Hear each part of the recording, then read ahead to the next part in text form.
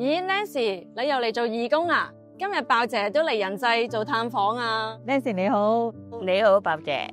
我哋一齊行咧。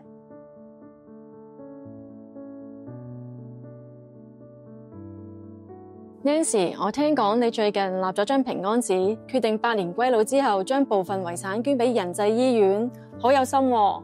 係啊，因為仁濟咧幫助好多有需要嘅人，所以咧我都想自己盡少少力，等咁多人受惠。你咁嘅諗法真係好啱啊！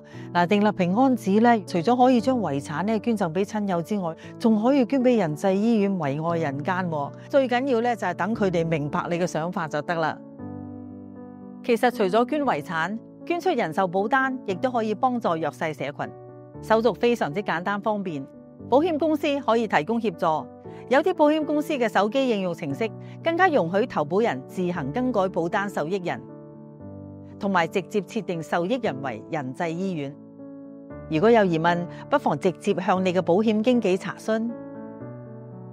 無論係捐遺產，抑或捐人壽保單俾仁濟，所有善款都會用作支持仁濟醫院屬下100幾個單位嘅各項慈善服務發展。